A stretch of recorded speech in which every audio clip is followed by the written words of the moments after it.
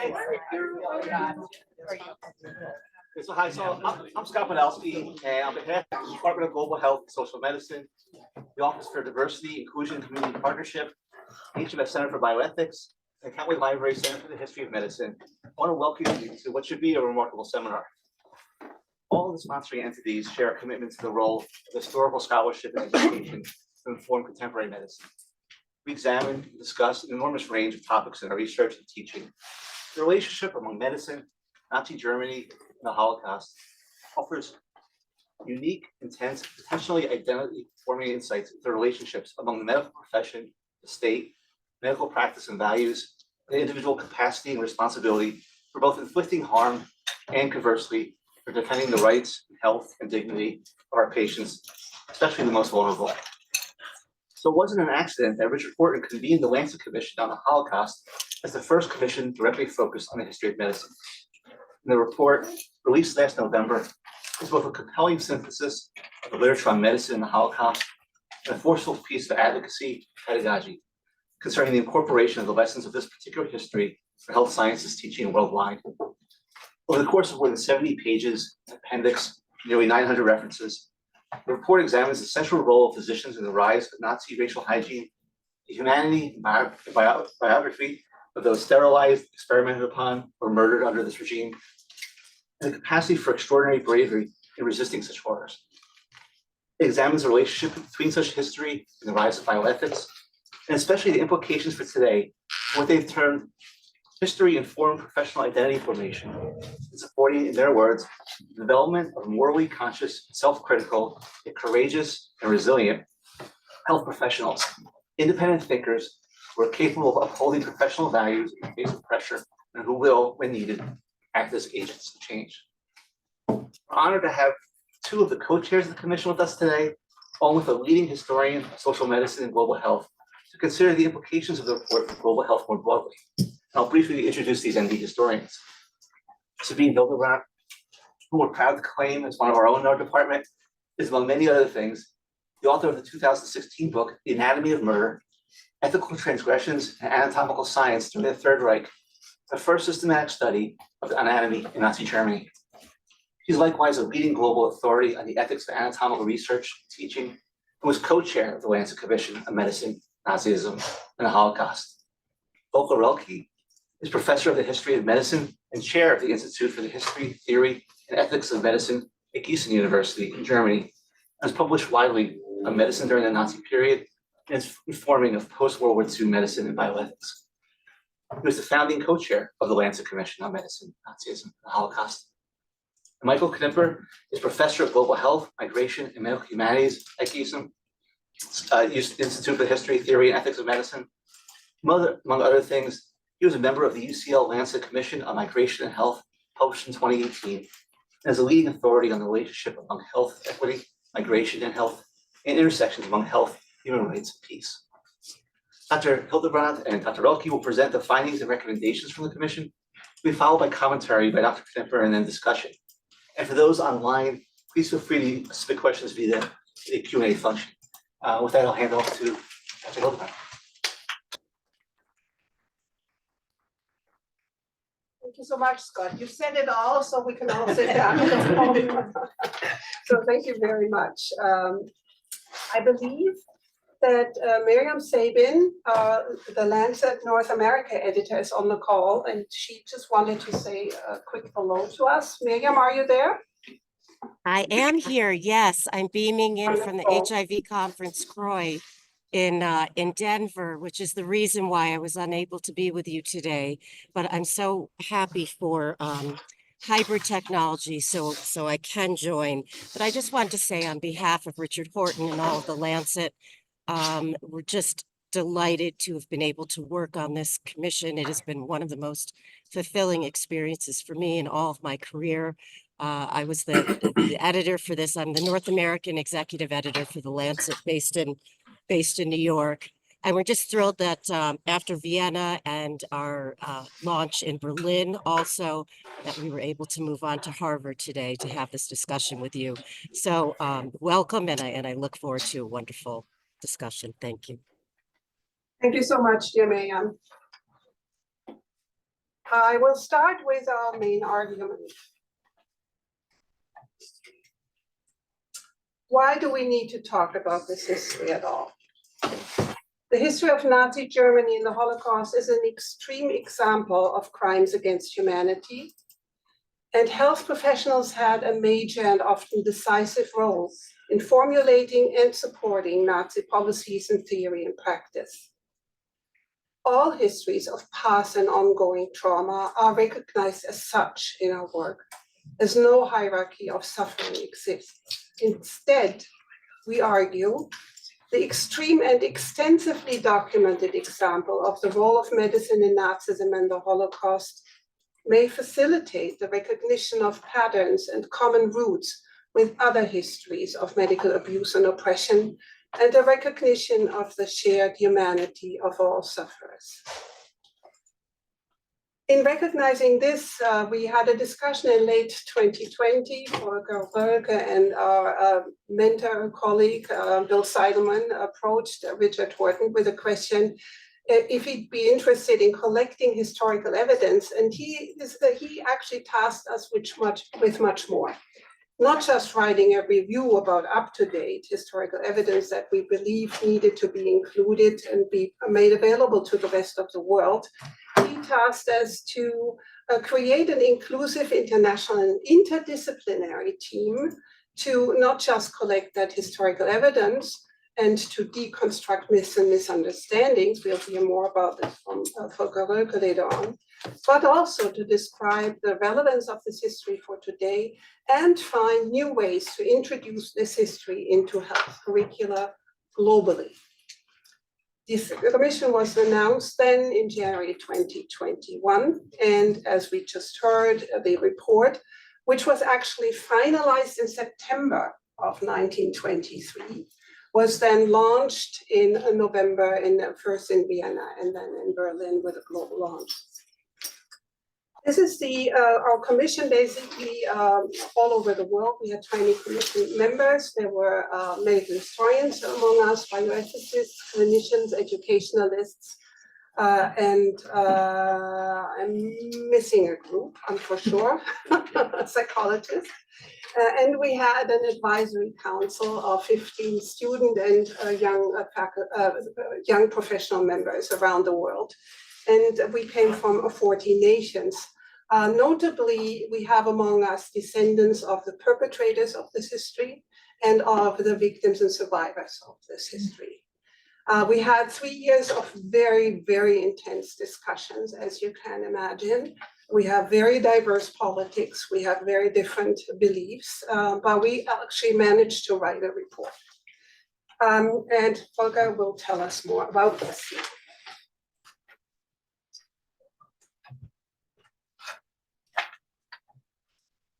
Yes, thank you, Scott, for introducing us and for giving us the occasion to speak here in this audience.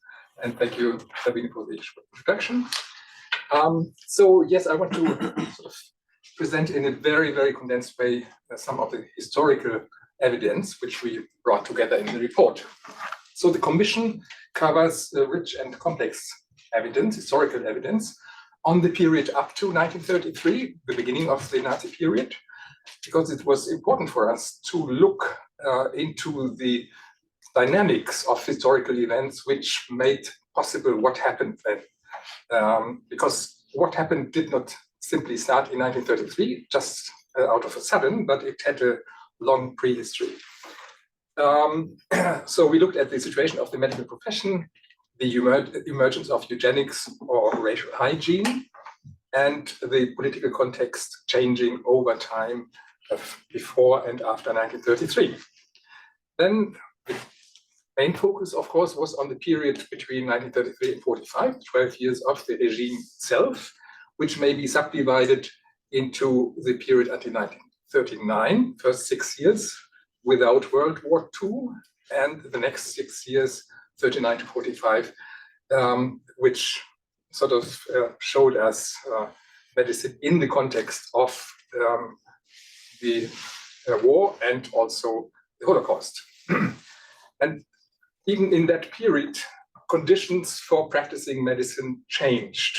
So I think one of the findings is, and it's self-evident for the historians here in the room, that there was not a static and homogeneous sort of situation for physicians, but there was a continuous change and development. And the third part of the history we looked at was the post-war period from 1945 onwards, with the post-war debates on medical atrocities and legal trials, attempts to deal with medical conditions of the survivors, the emergence of ethical codes immediately after the Second World War, the post-war careers of perpetrators, which is an interesting topic in itself to look at, and also legacies, in inverted commas, like knowledge gained in atrocious contexts. An example would be the anatomical atlas of Pernkopf, which was used until very, very recently internationally, or also the use of eponyms. You may have followed the debates which have sort of culminated in the last years about eponyms derived from Nazi physicians. Okay, if we look in the following, I shall restrict my focus on the period between 33 and 45 because of the limited time. And I'll only be able to present a few core insights within two spheres. The sphere of the perpetrators, with the racist health and population policies, the cooperation and or complicity, even initiative of physicians and medical organizations in their activities in teaching, clinical practice, research, and public health. So the complicity with the regime. This is a very important point. I'll come back to that. It's not what happened not simply because out of pressure from outside politics on medicine or on physicians, but there was an interesting kind of collusion. Okay, and the second sphere I want to look at is the sphere of victims. And here I just mention in chronological order the number of victim groups, the social groups, including physicians, persecuted for racial or other political reasons, like Jews, Sinti and Roma, political opponents, socialists, communists of the regime. And this kind of persecution culminated in the Holocaust, which was very much legitimized by racial sort of justifications. And these justifications were sort of underwritten by physicians or biologists in many cases. And they had been made plausible by their expertise. Another group is the big, and sometimes these groups are also overlapping, of course, but another group which may be distinguished with certain features are the victims of forced sterilization, who were classified by physicians as hereditarily ill. They were not just forced sterilized because the Nazi regime said, well, this group has to be sterilized, but physicians claimed that these patients or these people were hereditarily ill and they had to be sterilized for medical reasons. This was the logic. The third group are the victims of the systematic patient killings, again classified by physicians as being life unworthy of living. And the fourth major group, which we may identify, are the victims of forced human subject research in what I want to call deregulated spaces. And I use this term very consciously because all that there are calls for deregulation of research all over the place into the present. But the most extreme case of deregulated medical research was there in the concentration camps or in psychiatric asylums or hospitals in the occupied territories, where physicians, medical researchers could do what they wanted to do. So one central insight regarding the sphere of perpetrators was that many basic post-war World War II assumptions and narratives about medicine during the Nazi period are in fact misconceptions or myths with a function of exoneration of the medical profession. I will present you now the three most important basic myths and contrast them with the available historical evidence. So the first myth is that medical atrocities were the result of irrational ideologies imposed from outside Nazi politicians on medicine, implying that physicians were forced to do what they did. But this is a myth. I come to that. The second myth is the programs of mass sterilizations and systematic patient killings, or euthanasia, were the expression of an ideology that had little or nothing to do with contemporary state-of-the-art medical reasoning and practice. And also this is, in fact, a myth. The third myth or legend, or whatever you want to call it, is that the activities of medical scientists experimenting on humans in concentration camps, psychiatric asylums, and hospitals of the occupied territories had nothing to do with the questions and methodological standards of contemporary biomedical sciences, but rather were the expression of racial ideology or even individual perversion disguised as science, and should therefore better be termed pseudoscience. But unfortunately, this is also a myth. So now I want to contrast these myths with the available historical evidence in a really in a nutshell, and we can discuss that later. So the first myth, medical atrocities were the result of irrational ideologies imposed from outside. Nazi politicians on medicine, Hitler, Himmler, pressed physicians to do what they did. What is the historical evidence? Practically all atrocious activities in medical contexts, like forced sterilization, so-called euthanasia, forced human subject research, were initiated by physicians, not by politicians or the state. For instance, only 55 to 6, I mean, that's a high number, but it's not 99% of physicians were members of the Nazi Party. So there was a scope of action, and physicians were those who decided what they did to enter the Nazi Party, to sort of claim that forced sterilization was a necessary measure of prevention, and so on and so on. So these were physicians taking the initiative and taking decisions. They were not forced to do that. 45% of physicians did not join the Nazi Party. Yeah, they were necessarily resistors, but they were not forced to do that. I think it's an important point. Also, most medical atrocities were based on ideas, patterns of practice, and also value hierarchies, which may also be identified before 1933, after 1945, and also outside of Germany in the international medical community. For instance, the priority for the collective over the individual good in public health, medical judgments on the biological value of individuals or social groups. This is not specific for the Nazi period, but it was the basis for what happened there in a very, very extreme kind of manifestation. But in a sort of lesser manifestation, you will see that outside of that context. Another point is still regarding this first myth, that amongst the numerous physicians involved, not very few perverse psychopaths, but the numerous physicians who were involved in the atrocities, there was a considerable number of professors from university medical schools, even from the Berlin Medical School in Munich, and also representatives of medical associations, and also representatives of research organizations with international reputation, like the Robert Koch Institute or the Kaiser Wilhelm Society, which is after 45 was renamed as Max Planck Society, which is still one of the internationally leading research institutions. So they were involved themselves, also as initiators of medical atrocities. Let's turn to the second myth. The programs of mass sterilizations and patient killings, so-called euthanasia, were allegedly the expression of an ideology that had little or nothing to do with contemporary state-of-the-art medical reasoning and practice. So what's the historical evidence?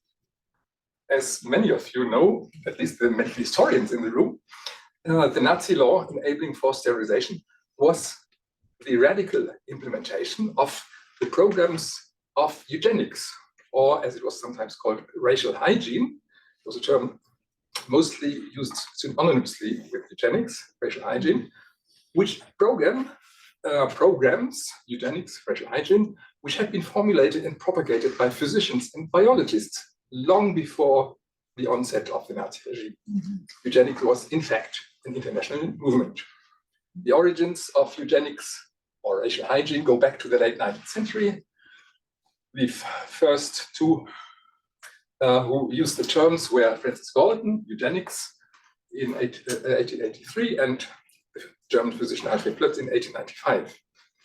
Around 1930, 3 years before the start of the Nazi regime, and internationally, there existed numerous eugenic associations, research institutes, like in Cold Spring Harbor. This was a eugenics record office, was the first name of what is still existing today as a human or genetics institute. And eugenically motivated sterilization laws existed in more than 20 US states before they were implemented in Germany, also in 3 Canadian provinces and in Denmark. Further, the idea of terminating life unworthy of living, or euthanasia, was not invented by Hitler or Himmler or some Nazi politicians, but this idea was propagated by groups of physicians and lawyers in Germany, in the United States, and also in the United Kingdom since the beginning of the 20th century. And there were euthanasia societies in the US, in Britain, and in Germany long before the onset of the Nazi regime. So all that is not specific for the Nazi context. Let's turn to the third myth, saying that the activities of medical scientists experimenting on humans in concentration camps and other localizations had nothing to do with questions and standards of contemporary biomedical sciences, but were rather the expression of racial ideology or even individual perversion. What is the historical evidence in contrast to this myth? The research activities in concentration camps, in psychiatric institutions, and also in hospitals in the occupied territories were in part initiated and organized by internationally renowned biomedical scientists like the neuropathologists Hallervorden and Spatz, the medical geneticist Rona von Verschuer, who was the doctoral supervisor of Mengele, but who had an interesting post-war career in Germany as a professor of medical genetics, or the psychiatric geneticist Ernst Rüdi. So they were not cranks or psychopaths, but they were internationally renowned scientists.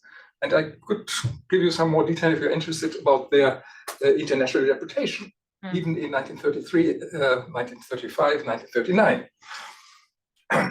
In many cases, the research questions, if you look closely, focus down on the research practices, look into research diaries, in correspondences, and so on. You can reconstruct the methodologies, the real research questions, and it's very interesting to see that. And they, in most cases, followed state-of-the-art knowledge. They were perceived as pressing, the questions were perceived as pressing in the context of racial policies and the war, but you might also saw in the context of urgent prevention programs. Yeah, that was the idea of eugenics, kind of a big-scale prevention program. Similarly, the methods applied to answer these questions, the research methods, were rational and coherent, and in some cases, really innovative. So you can't just brush this kind of research aside as saying that the research questions were absurd or the methodologies were sort of nonsense. That's not the case if you look at it closely. But, and that's of course the most important thing, the research practices were reckless, frequently brutal, in part deadly. And all this combination of coherent methodology, rational methodologies, with a brutal kind of research practice may be looked at, for instance, in the case of these sulfonamide experiments in the Ravensbrück concentration camp. Okay, so this was on very few points on the sphere of perpetrators. We look at the sphere of physicians in the ghettos and the camps. We see a context of massive pressure, violence, threat of death. Many physicians continued to serve their patients in spite of this context, as far as possible, of course. I think there were strong limitations to that, but still they tried to help their patients. Interestingly and strikingly, really, they created structures for medical teaching, for instance, in the Warsaw Ghetto. They carried out research on conditions related to living in the ghetto, like they did a very, very interesting hunger disease, which was published after the war with interesting results. And also, these physicians documented atrocities, which was very important in the post-war period for the preparation of trials, for instance. Some of these physicians in the ghettos and the camps were forced to cooperate with the SS administration, which was responsible for the administration of the camps, or they were forced to cooperate with individual perpetrator physicians, like Mengele employed, if you want, a number of physician prisoners or prisoner physicians, which was, of course, a very difficult situation. And in this situation, these physicians attempted to subvert perpetrator activities and also use the limited resources they had available in the camps by sort of supporting Mengele and other perpetrator physicians. They used these limited resources to support co-prisoners. So even in this context, there existed a scope of action. And I mentioned here just two names. One of these names is very famous for another reason, because he's a kind of a predecessor of Thomas Kuhn as a sort of a theorist of medical knowledge. But he was also a prisoner in, for instance, in Buchenwald, where he was involved in typhus research, pressed to be involved in typhus research. And our colleague in the commission, the historian Zariside, she has coined the notion of the coercion resistance spectrum of behavior, which is a very interesting concept to try to analyze what happened, sort of what kind of activities we can reconstruct in these contexts. And they were not static as well, but it depended very much on the specific context in which these physicians had to act and could change again from situation to situation. Okay, it's a very limited time, and I come to my conclusion. The behavior of physicians during the Nazi period and the Holocaust illustrates, on the one side, if you look at physicians as perpetrators, extreme forms of opportunism and abuse of power in the face of expectations, temptations, and pressure from the regime, although there existed a scope of action in almost all respects.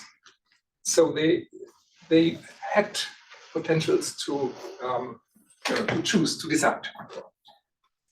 On the other side, this case history shows us, if we look at physicians as victims, it shows us the potentials and conditions of resistance and resilience in the face of that force and inhumanity. I think that's a very interesting point. We are never, almost never, I should say, probably, we are sort of helpless and without the possibility to make at least small kinds of decisions. And it's interesting to study the conditions of resistance and resilience, even in situations of strong pressure. So, and I think these are some starting points for further reflections, looking at the implications for medicine today and tomorrow. And Sabine Hildebrand will know. Thank you so much.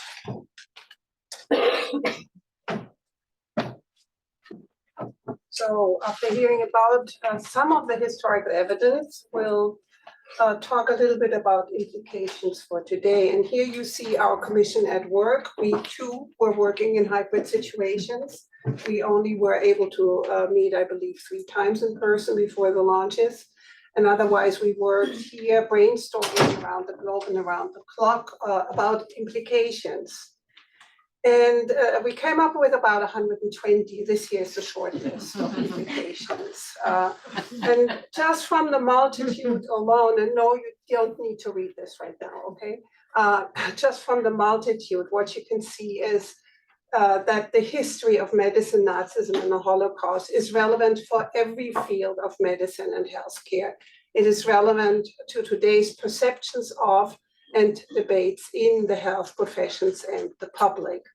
Ultimately, we were able to narrow down the 120 multitude to 5 key implications. And again, you don't need to read this very fast. I'm going to go through them one by one.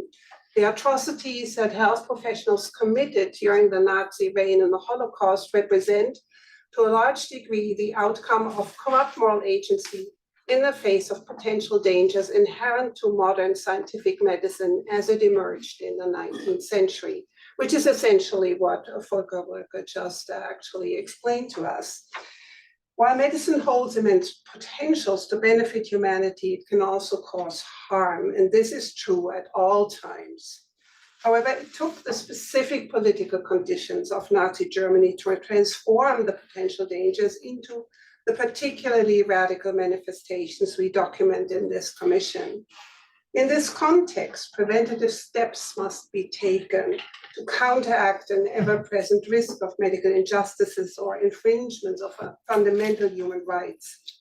Our report discusses some of these specific risks linked to such factors as opportunities to abuse medical power, the tendency to objectify patients and research participants, dilemmas about split loyalties and temptations to abandon basic values for ideological or opportunistic reasons.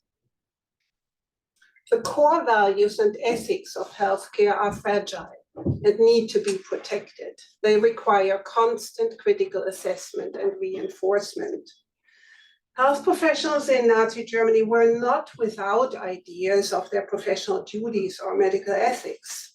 They developed a specific form of ethics that put the health of the German people above all those considered to be outsiders, thus excluding vast numbers of individuals from their care.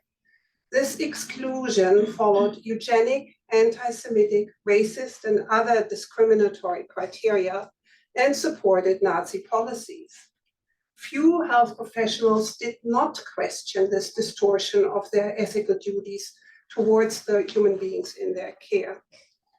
This history provides a unique possibility to explore the aims and limits of professional ethics and how they change over time dependent on cultural, social, economic, and political factors, particularly when put under pressure. Therefore, professional ethics in healthcare constantly needs to be critically assessed and reaffirmed to ensure that it stays aligned with core values specific to medicine and to avoid becoming exclusionary or inhumane. Courage, resilience, and resistance are necessary to prevent and counteract potential abuses of trust, power, and authority in healthcare. Extreme forms of misconduct and abuse of power can be studied and analyzed in the well-documented context of medical involvement in Nazism and the Holocaust. At the same time, this history provides remarkable examples of physicians and other health professionals' resilience in the face of challenges and resistance to temptations, pressure, and coercion. These examples show that such courage, resistance, and resilience is not only necessary, but indeed possible. Health professional practice in the pursuit of scientific knowledge should occur within a framework that prioritizes individuals' human rights. The physicians and medical scientists who performed coerced human experiments during the Nazi era often followed the scientific rationale of knowledge gain, as we just heard. They believed that scientific validity was their only obligation concerning professional ethics. They did not consider the extreme cruelty of their methods and unbearable suffering of their victims, and certainly did not prioritize these individuals' human rights. However, protecting and respecting human rights are primary obligations for health professionals, including those working to enhance scientific knowledge in medicine. Only under conditions of informed consent is the pursuit of knowledge through research on humans justified, based on the respect of dignity, autonomy, and equality of every individual human being. And finally, and most importantly today, health professionals have particular responsibilities in fighting against anti-Semitism, racism, and other forms of discrimination. They have distinct credibility to challenge false scientific claims made by anti-Semites, racists, sexists, and other bigots, and they are in key positions to prevent, detect, document, or remedy human rights violations, such as torture and mistreatment in detention settings. This is true not only in the practice of healthcare, but also in education and research settings. For this reason, our commission was also tasked to think about teaching for the future. And in this concept, we have developed the concept of history-informed professional identity formation. Here I'm going back to a paper written by David Jones, wake up.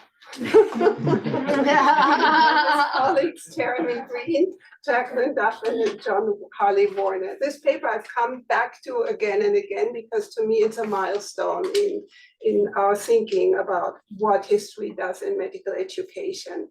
You argued there that history offers essential insights about the causes of disease, the nature of efficacy, the contingency of medical knowledge and practice, including ethical dilemmas, amid the social, economic, and political context of medicine.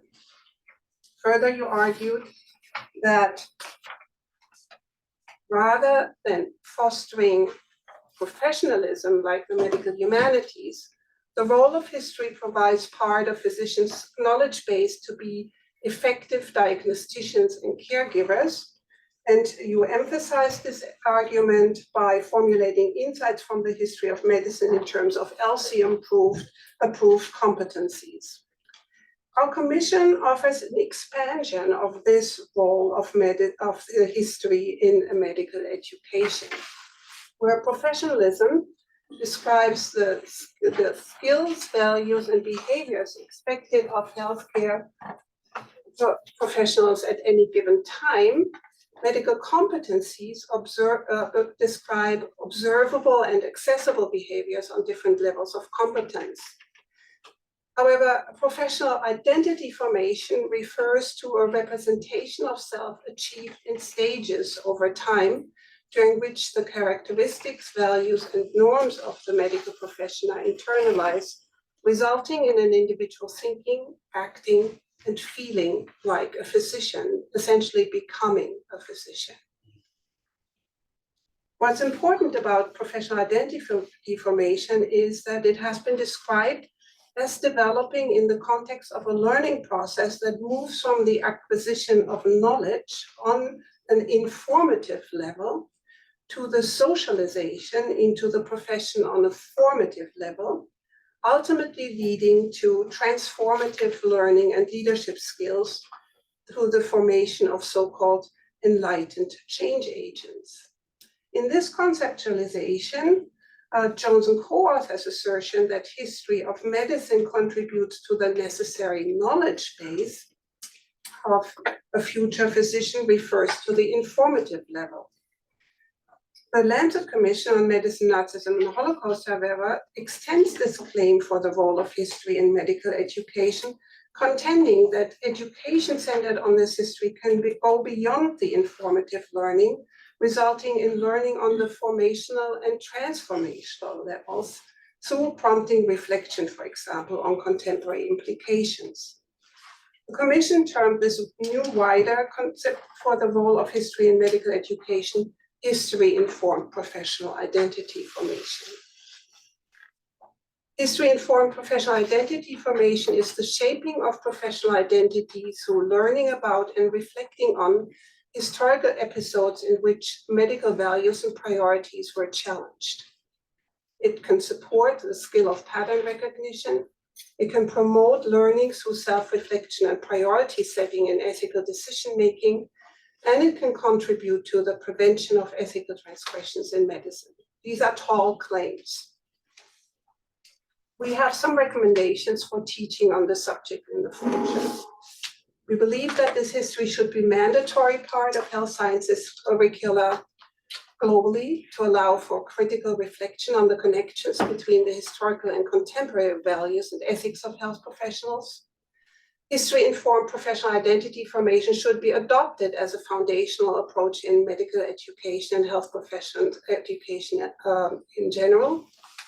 Medical institutions should promote research on their own history, identify victims and memorialize them as individuals. We believe that that work is necessary everywhere in the world. And most importantly, health professionals need to implement a set of core responsibilities regarding anti-Semitism, other forms of racism, human rights violations, crimes against humanity, war crimes, and genocide. This is a slide that I use in anatomy education. We health professionals know that there is no factual basis for claims that human beings are fundamentally different or of different value.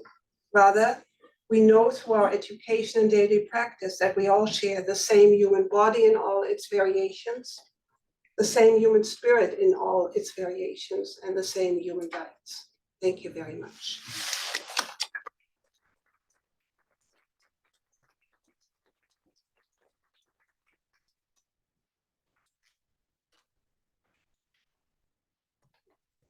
Start, and welcome Sabine and all of you for being here. And I have now the idea how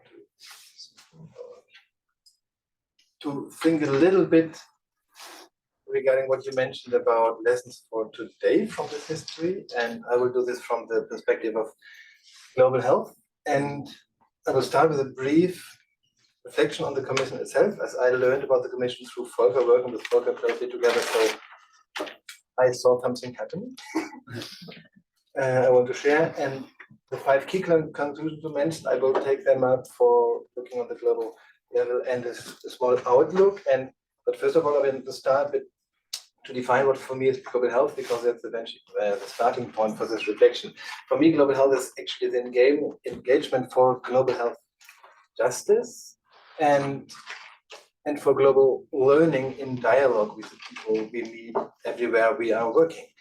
And for me, this means also that, or very concretely today, what I present are some ideas really very much based on what I learned from you, but also from the conversation I had this week with students here and colleagues here, that inspired me very much. But I will start with the first point, the brief reflection. Well,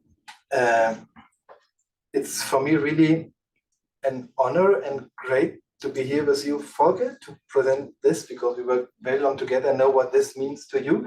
And it inspired me also in my work in global health. I think I learned from you a lot, but I think this connection to medicine and the Holocaust and what happened and your approach to this really made me also go my way in global health. And I think the first moment I was thinking in these issues of global justice and health was when I first went to the Hadamar hospital. Hadamar is a psychiatric hospital close to Gießen.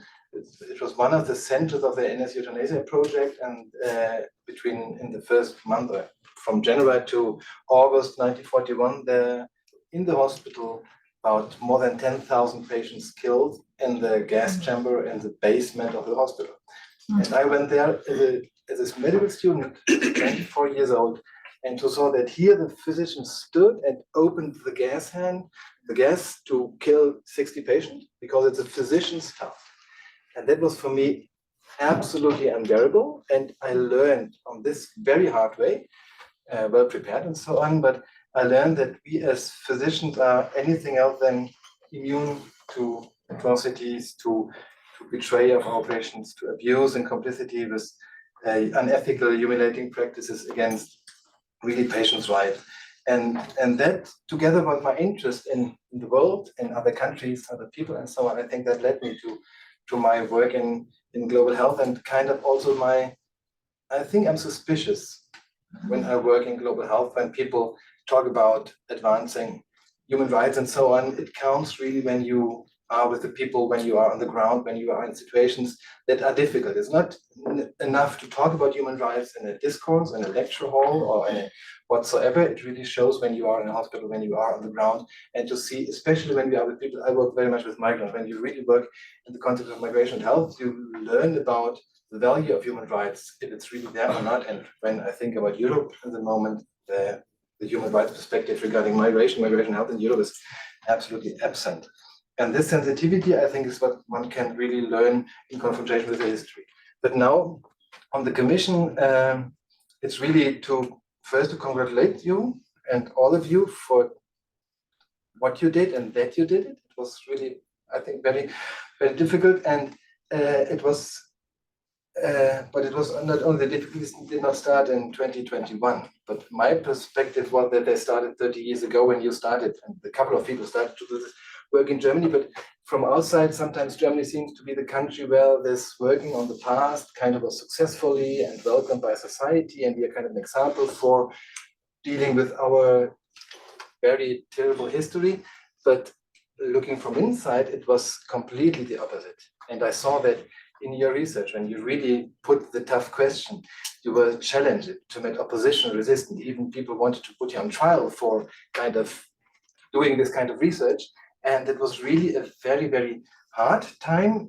But then you did it, you pursued with other colleagues like Sabine and others, and really provided the evidence. We now know that we can really work with this and understand better what happened, and to really discuss these critical questions that you mentioned, and about the susceptibility of physicians and medical researchers to unethical conduct and even medical crimes against humanity. And I think it's just this critical perspective that makes this commission so valuable, but also that made the work of the commission so hard, I think, because it's when you mention this topic, and you had, as you mentioned, there were people from the side of the perpetrators, from the victims, and so on.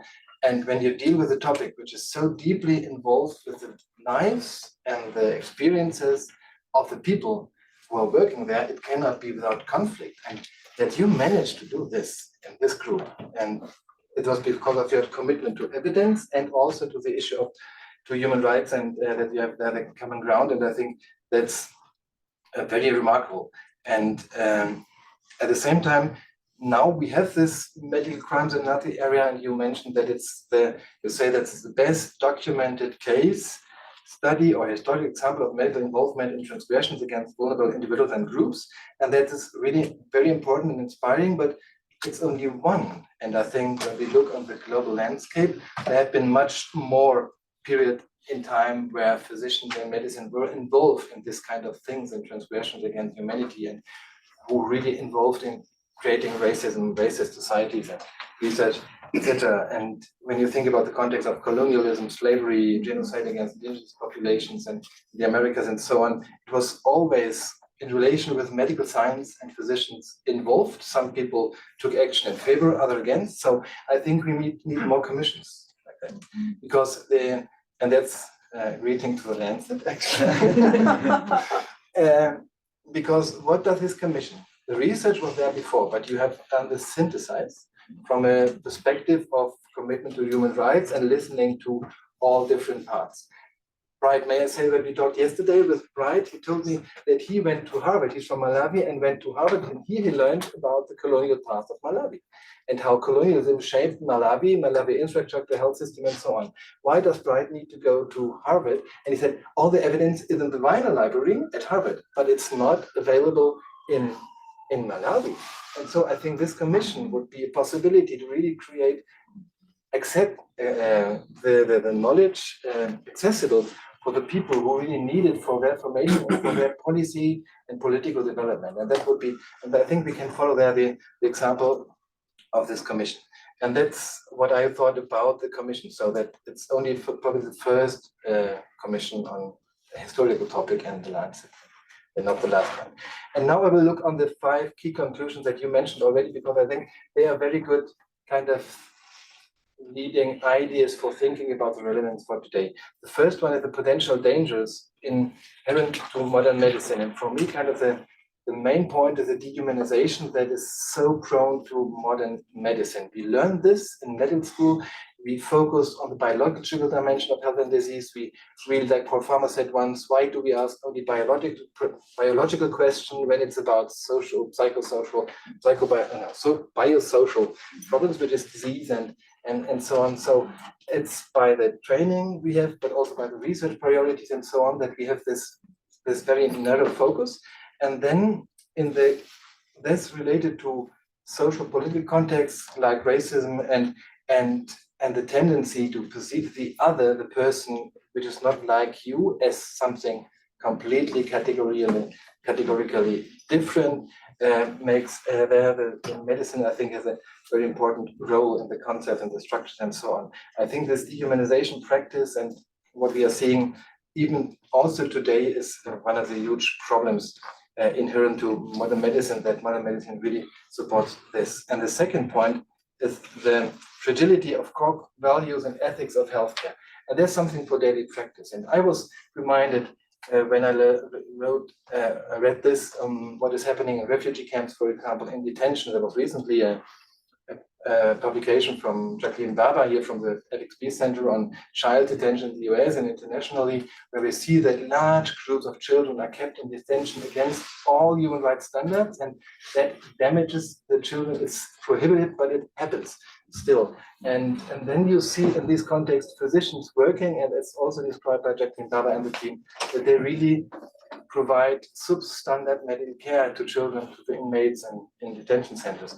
And the other word I mentioned here is transit. In the migration field, we talk about various phases of migration. You are in the country of origin, then you decide, then you are in the transit phase, which is supposed to be a travel to a place. But now we see that people are not in transit, but they are moving, but for weeks, for months, for years, in a situation where they never arrive. And that's usually a situation of complete rightlessness, misprotection, and vulnerability.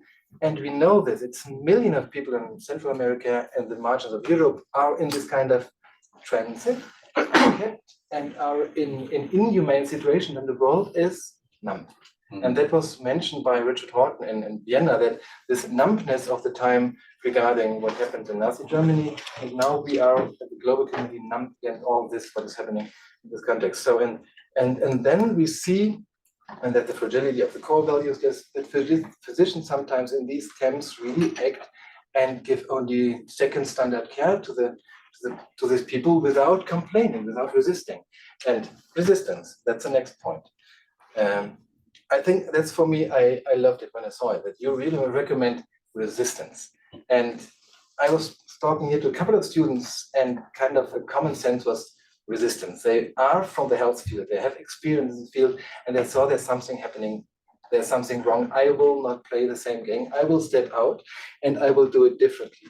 And I think resistance is extremely important, especially when one perceives that kind of violence against women in hospitals, for example, or discrimination in hospitals against whatever group get kind of normalized, that one actively says, no, I have to step out. It's not my thing. I will do it differently and I will resist. I think that's a very important lesson to learn from this part. And when you think that in the Nazi dictatorship, physicians were able to resist, not to go with what was expected from them, but they really resisted. That's, I think, a very good example for us in situations where we can much easier take the decision to resist. And then the last 2 points, and I will come to an end now, is the priority of human rights and the responsibility to fight discrimination of any kind, anti-Semitism, racism, sexism, all these kind of things. I think we agree on this, but the Commission also shows that it's not that easy. And sometimes we don't realize. And so that we are involved in the structures. And there's a slippery slope that you mentioned in the historical development over some years. And we see now with this right-wing discourses coming stronger and stronger in Europe against migrants. There are things possible now today that have not been possible probably a couple of years ago. So we are in kind of this historical developments, and there we have to be really alert. And so it's not so easy going to really advance human rights. And it's actually tough. We can learn this from history. So now I come to the outlook on these 3 last points. I think the history shows that this example shows that we have to take history and historical analysis much more serious in training and research and in the health field, I think, and a critical perspective of history, and to use history really to analyze the root causes of the social determinants of health and the structural violence which is behind all the health inequalities. I think that's very important. But I would suggest to do this, and you did it already in the commission, kind of in dialogue between the different people involved. And when we think about colonialism and slavery and this history, always about the genocide against indigenous populations, always in dialogue with the people, not coming there as an expert, but really listening to the people. And then I think to complete, we need new theoretical approaches also. We have to be much more aware of critical approaches from the social science, African American study, feminism studies, and so on, that we really have a different view of this reality to really see what is happening, and not with the conventional perspective of myself, which is a white, old German professor with a lot of privilege. But I think we have to change the perspective and open up to other perspectives. That's what I was thinking about, but I talked about dialogue, so I should stop now so that we can really start the dialogue. And thank you very much for the attention and for making this possible, Scott.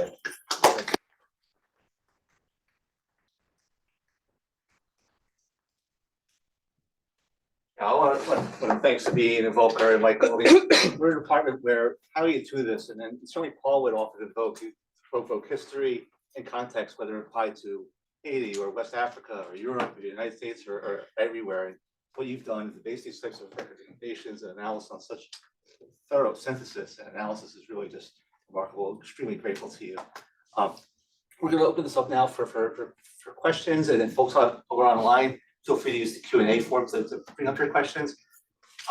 Just Marlene, I'll start with one question.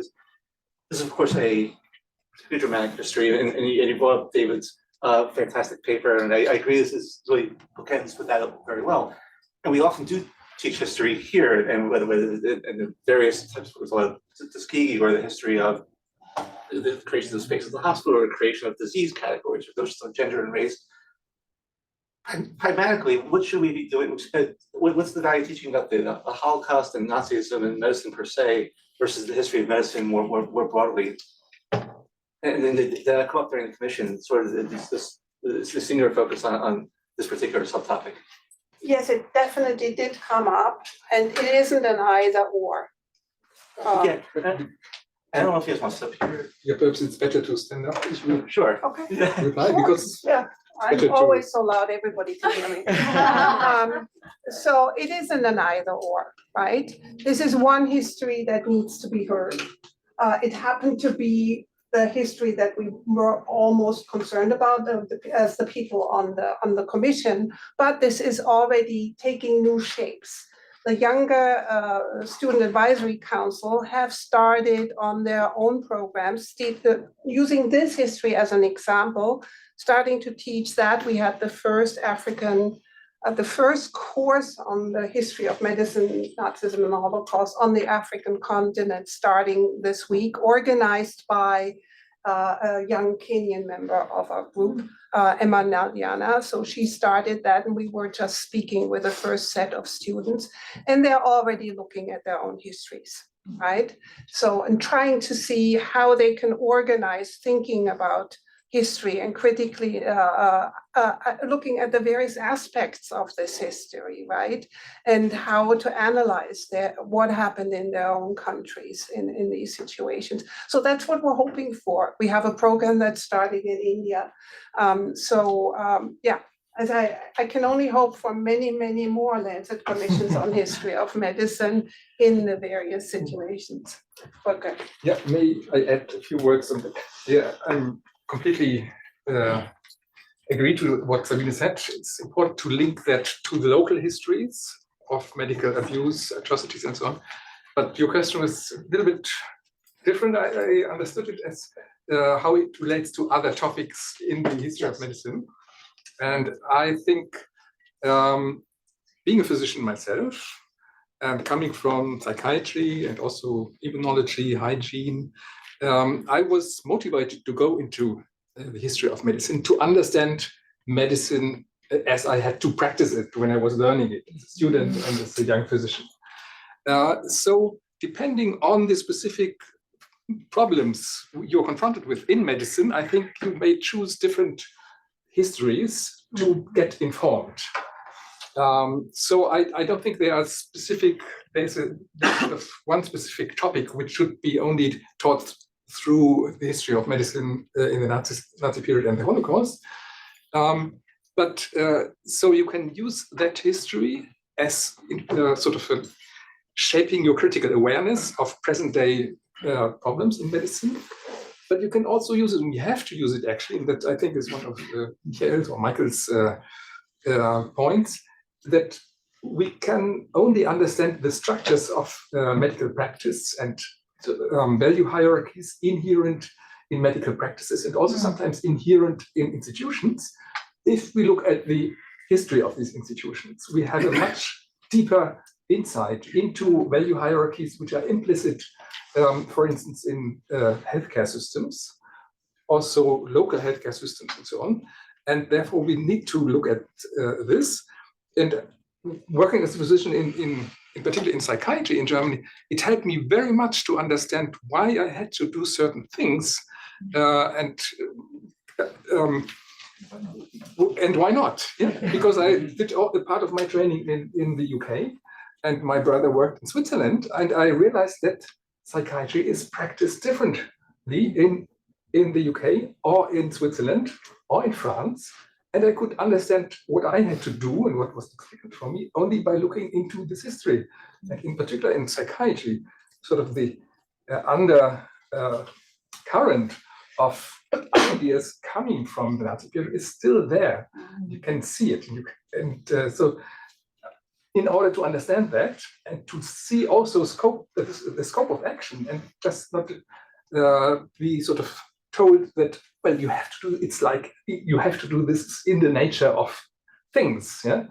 But if you understand that the institutions, the value hierarchies are the result of preceding decisions, I think you see that these decisions could have ended otherwise, and there's a scope of action. So I think this is very important. For me, it was important, and it's important for many students, which we have taught.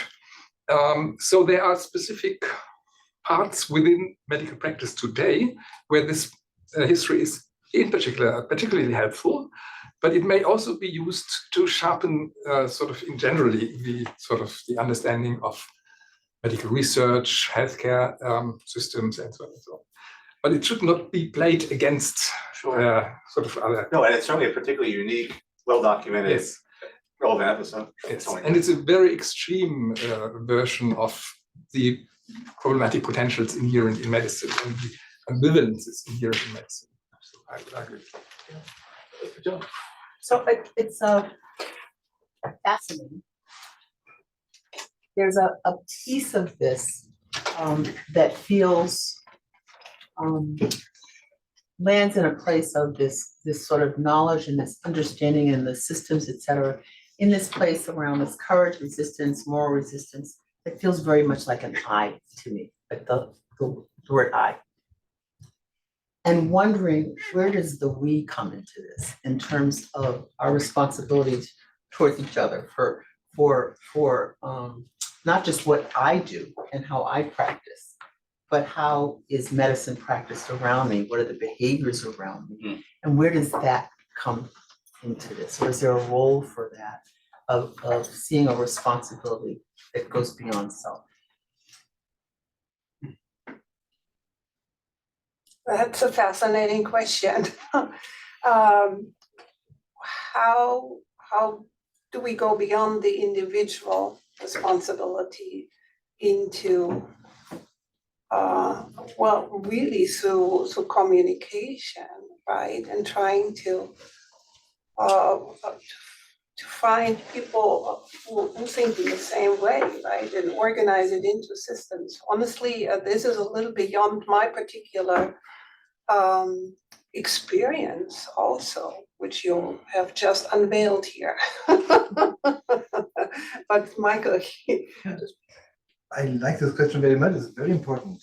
And I think the first step, especially when you're in this context where you're probably you feel the only person thinking that there's something going wrong, and I see in teaching that many times in Germany and other places that students who have this impression feel alone actually, and that's not a lot of communication, like you said, communication would be important about this, and that's, I think, a task for us as educators to create a room where students are encouraged actually to think about and to speak out and to voice their unease with what they are seeing, where their moral perceptions, the first moral perception, which is probably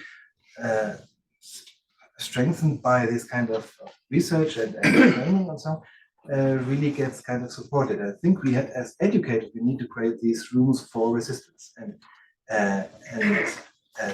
that I think that then can help the students really to reform their resistance, to develop further, and to change the system actually at the end. So from the I, we have to come to the we, but I think sometimes it's difficult to find the we, and sometimes when there's so much violence and violent structure and so on the ground, it's difficult to speak out because you are then outsider. And I don't know if you have some. Sorry, you have time for that. Well, I think there are two different kinds of we's, and I'm not sure which one you meant. It's the we amongst those working in healthcare, I mean physicians or health professionals. Is that the kind of we you were asking for? I mean, and that I think is that's what Michael was addressing. That it's very important. We can see that in the historical cases that people who felt uneasy with what they were confronted with, that they found others who shared this kind of perceptions and could talk with them, with each other, and reinforce each other. So that's on the level of physicians or health practitioners. But of course, there's another kind of we, if you sort of look to patients or potential patients or people you have to deal with as a healthcare worker.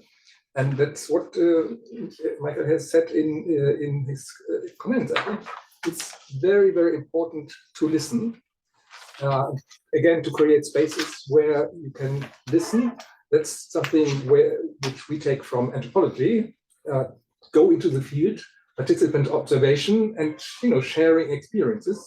Michael has done that in his dissertation. He has done an anthropological dissertation in a very remote place and lived with the people and just shared their everyday life. And so I think this gets us to completely new kind of. And I would say a third we. Okay. So that patients need to inform. Here's what we do as physicians, practitioners, however you want to help professionals. But there's another part that to me is about how you start to change systems. And when you change systems, I think you have to step out of the health professions and look at what are the other inputs into the system. And so it to me, it causes another place to be listening and to see where the levers. The political sphere. Yeah, that's actually the text that I cut short. But yes, very important. But I like the idea of communication spaces and more or less listening spaces. If I've learned anything in our commission, it is that sometimes I have to shut my mouth and listen more closely and ask others to listen, right, to each other. This was hard work for most of us who don't listen well. So I just wanted to make a comment on the point you made, and Michael also referred to this about psychiatry. And I think that when we look at the teachings that we need to do, we need to look also at the specific professions that were perhaps far more likely to collude using the false ideas of eugenics. And psychiatry really stands out. I'm a psychiatrist too. And I often, get very concerned when people, psychiatrists in training now are not even taught about the horrific history of our profession. And that we treat stigma and discrimination like as if it came out of the blue, and that actually people out in the community are stupid and we have to train them about what they should know, completely ignoring that people react to psychiatry because psychiatry has done horrible things historically. And so I would say, and this is not the only case where this has happened, I see a direct lineage historically that led to this, from the treatment of people with mental illness in the asylums of Europe and the colonial world, to what happens today with the incarceration of people with mental illness in prison. So there is actually a continuous story here, and this is a kind of a particularly brutal example. But what we do today is actually still pretty brutal. It's not the Holocaust, but it's still very brutal. But I wanted to actually just touch on another question. I was intrigued by the fact that you mentioned, Michael, that this is not the only event in history where the medical profession has played a pretty active role. In fact, I would say there are other genocides where they've played even a more active role. The Rwandan genocide was actually led by a physician.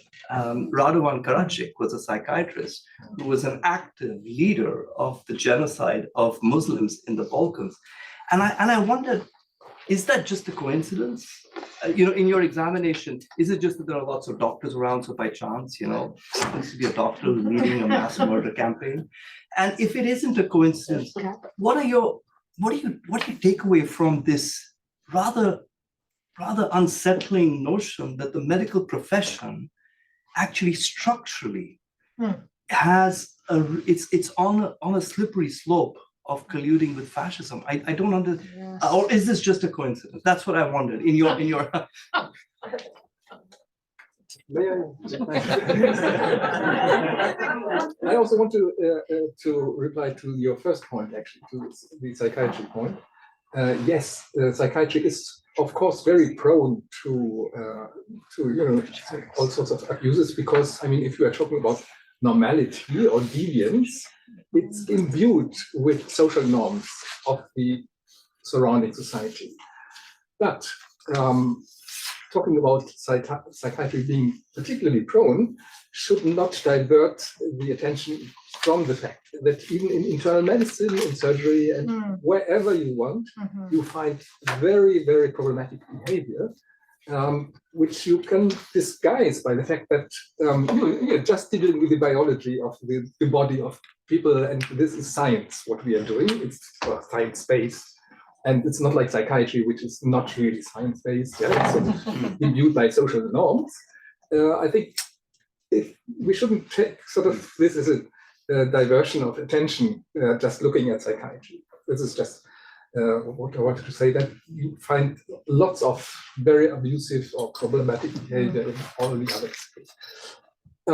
But regarding the second point, I think it's helpful to distinguish between medical contexts in which physicians or medical healthcare professions do what they did, for instance, in the Nazi period, and other contexts where it's difficult to judge if Radovan Karadzic, for instance, did it because he was a psychiatrist or a physician, or could also have done it had he been an attorney or a baker or whatever it is. So I don't see a connection actually in his activities between his profession but looking at this history, you can see that what happened was not, as I said, simply the result of political pressure from outside and a physician just playing the game of politicians. But what happened was, to a large extent, sort of the result of ideas which had been there in medicine before. It's inherent problematic potentials in medicine which contribute essentially to what happened in this context. And I think this is something different than if someone who is, I would say, accidentally a physician, plays the game of those who kill us. But the question is, of course, justified, and one should have a closer look if Karadzic or people in Rwanda or wherever, if they used medical knowledge medical infrastructures and so on to do what they did. I'm not sure. I've not looked at it more closely.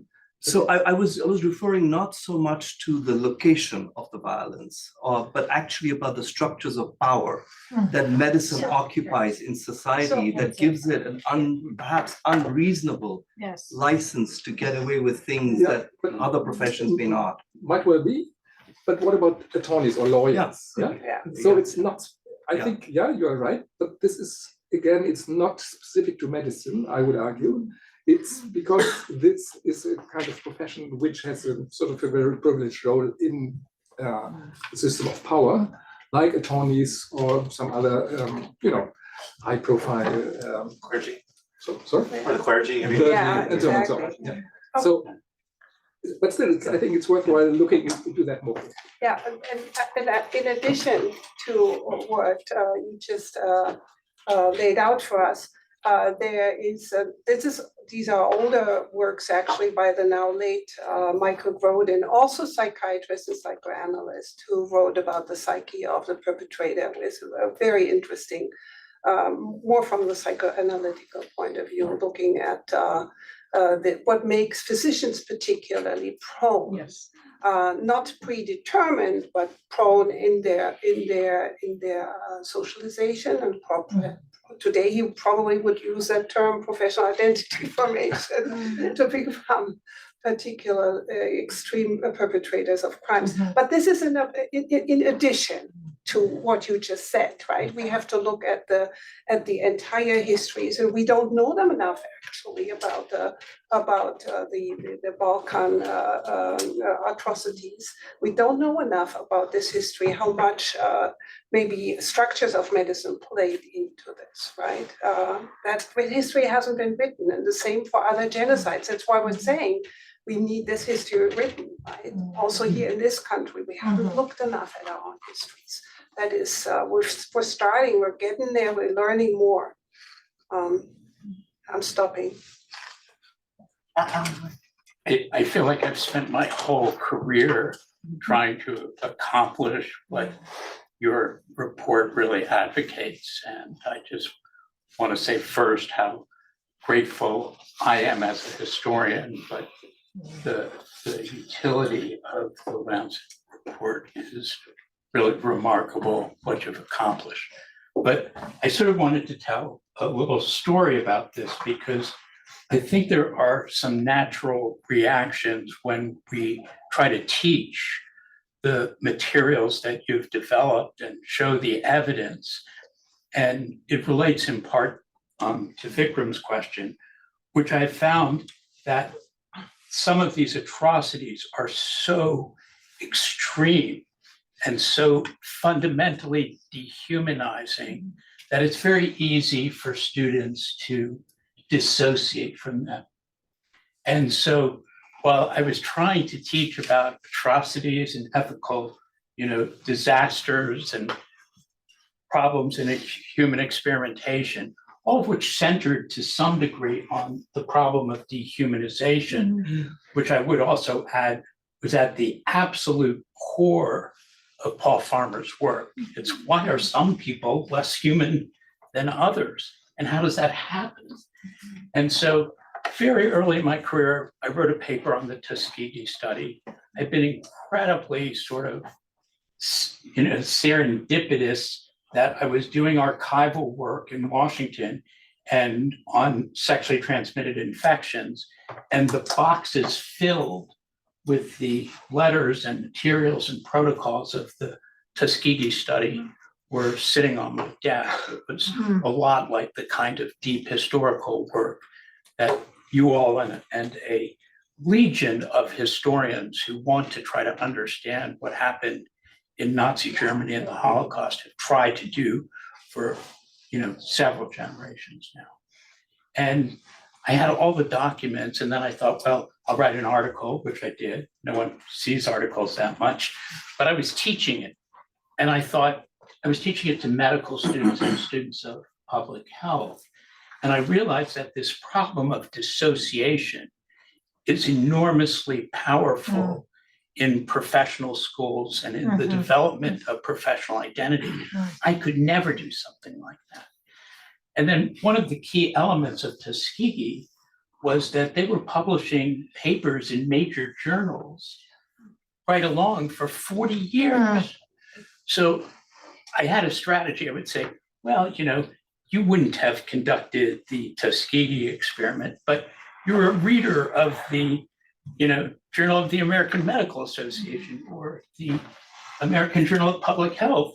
If you read this report, and they had the report sitting in front of them and the documents from the beginning of the study, and I said, why did it take 40 years before somebody reading this would say, what is going on there? But I do feel that the power of the structures don't create the kind of, student, I'm eager to learn and understand how physicians participate in the creation of atrocities, or healthcare workers or public health workers in the context of Tuskegee, that it's very difficult to cross that line of how might I have participated, and an assumption that I wouldn't have. So you're not dealing with somebody who says, I really want to learn about this so I can develop a transformative agency, but rather you're really dealing with structures that are highly resistant. I'll just mention one or two. We have medical students who see really terrible things on the wards quite frequently. And they come to Vikram or to me or some of my colleagues in this department, they say, you won't believe what I saw on the ward yesterday. And then, you say, well, was there a way to discuss this? Was there a way to bring it to the attention of your attending physician or the nurse who told you to do something that felt terrible? And they sort of say, if I do that, it's going to be trouble for me.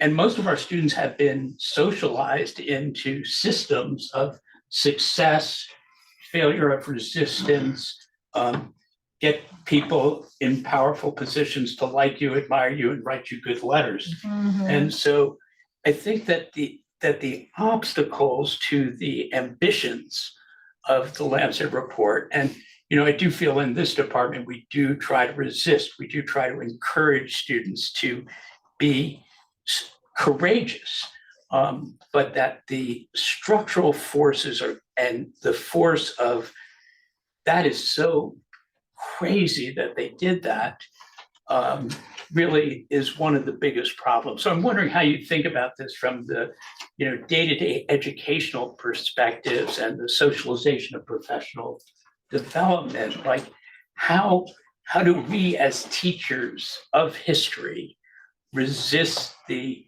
temptations of dissociation and or hierarchical structures which discourage this kind of exploration? With a little bit of a rant, there I are other apologize. questions. Yeah, but it's, and first of all, we use your text about the Tuskegee study in Gießen every semester. I wasn't trying to. It's a wonderful text. Well, I think, yeah, it's an important point, but I think we should not start as teachers with the atrocities, and because that easily results in the feeling of students, well, that's terrible, but fortunately we live in a different system and this can't happen here. Yeah? We have to acknowledge that it's terrible, we have to remember the victims and so on, but it's not something which can happen here. So I think what we are trying to do is to sort of create an awareness about the developments leading up to that. What Michael has termed the slippery slope, which is itself a term which has a history, an interesting history. So see the beginnings of things which may develop in this kind of direction. So that's one thing, and also encourage students to perceive their own uneasiness and to talk about it, and to discuss it with either with their peers or with us if what they have seen and what they find very disgusting or strange or irritating. So to have a kind of check on their perceptions and evaluations, and to try to encourage them to hear what what their sense of doing right tells them. I think that's a very, very important point, to encourage them not to normalize, to get too much normalized in sort of practices which they can't accept. So that's, I think That's very helpful. Thank you. yeah. I have a question, but it's more to share like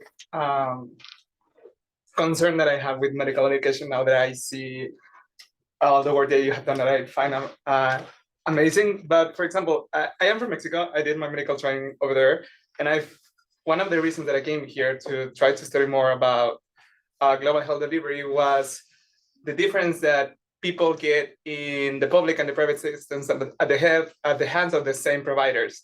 And from my perspective, like one of the biggest problems right now with medical educations are the medical schools, especially the private ones, because especially if they have access to public hospitals, because in those systems, from my own experience, like doctors in the private systems are like, you can even talk to the patient, you can only see what we do, like you don't have access, but when you go next week to the public hospitals, you will have access to many patients and you can practice and do whatever you want. So it seems like the systems or medical education systems are designed to see patients from vulnerable settings like in the public sector as, so like practice bodies to master skills that they will later apply to patients who can afford like a private practice. So my concern with those kind of systems are just that they reproduce these same patterns where they can do whatever they want with the patients in the public sector because the system protects them, like the doctors, the residents, even the medical students. Like, and in those settings is where I have seen like the most atrocious things with episiotomies, C-sections, and things like that. So I want to know like what you think about like those kind of medical systems. We talked yesterday about this, and it's incredible what you told me yesterday, and the reality. But you see that the same physician in the public sector shows a completely different attitude towards patients really with atrocities, with violence, with blunt and terrible violence, while in the private sector the same person is treating the patient differently. So that's really a very puzzling observation, and it confirms a little bit my general experience in many places. And I think that we are not aware, actually, especially in countries like Germany, where there's much more regulated and so on, even though there's also violence, but about the dimension of violence in health services all over the world, especially against women. And I think the gender dimension is very important in obstetric and care. Poor women. Yeah, Poor women. Yeah, especially poor women, indigenous women. And that's really a dimension of, I would talk also about atrocity, what is happening there, systematic violations of the rights of the dignity of these women, and that's accepted.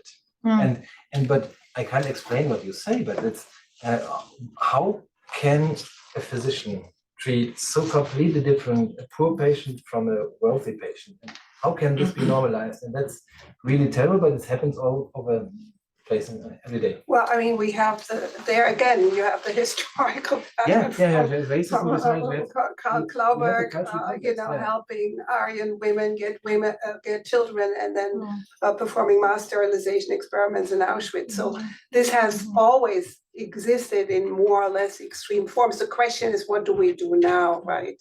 How do we talk about this? How can we change systems? And that's why you're here, right? To talk to some people, have some thoughts. And I think it has to do with the dehumanization also, because then you have kind of racist or whatsoever implicit assumption about the other, which is has not the same value as a wealthy white person. Yeah, so I'm wondering if a lot of your focus, as you're talking about it, and I haven't read the report, is physicians and the medical profession. And since I think so much of this is also driven by racial and a gender hierarchy, were you able to discern from your research any difference if the physicians were women or were the nurses as implicated? Were the nurses women? I just thinking of that, and I just going back to Vikram's point, like I do actually think that we as physicians are more prone to this because the space between us and another human being is so much smaller. So while there are undoubtedly attorneys and others that have committed atrocities, I think there is this, people become very inured to death, and we're given a sort of biopower from society. I mean, I remember as a medical student, the first time I had to proclaim someone dead, I had no idea. I just flicked my flashlight, I guess they're dead. Why would I, as a third-year medical student, be imbued with that power, even for to sign the death certificate? So I do think there is some biopower that comes inherent, which, in my opinion, other like nurses certainly don't have in the same way. You want to talk about nurses and midwives? Female perpetrators. Well, we have addressed nurses, midwives, and other health professions in the report. Okay. And there were nurses involved in the euthanasia killings, for instance. Not a small part of them, actually. But yeah, you are right in the way that there has been much more historical work being done on physicians. So there's still work to be done on other groups of health professionals. That's one point. But yeah, this comes back to what Vikram said. I think that the power which physicians have also within the health system is, of course, may create a situation where it's easier to do things and to claim that this is okay. So, and I think we have to make students aware of that the problematics inherent in this kind of power, status of power.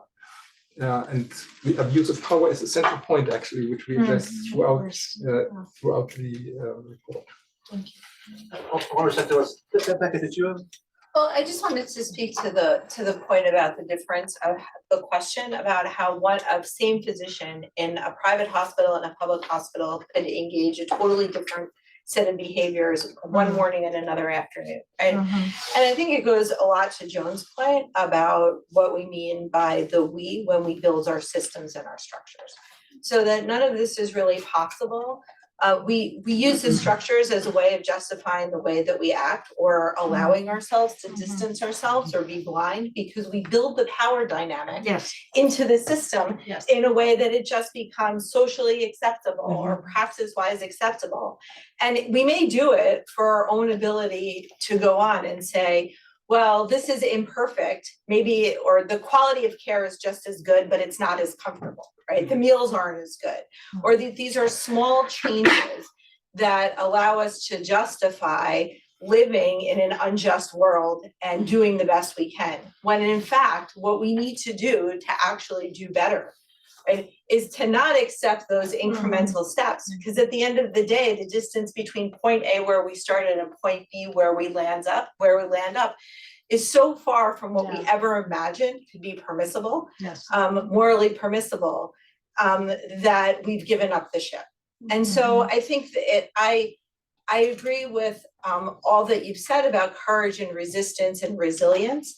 But if we don't build courageous systems that challenge the status quo and don't allow us to take those small incremental steps that seem inconsequential, that will end up, unfortunately, point B time and time again, even from one morning to the next afternoon. So important to bring this all together and really to think about going forward when we think about our ethics, not just about how we develop individual professionals, but as professionals, how do we design systems and advance justice? I want to thank everybody. Thank you for saying.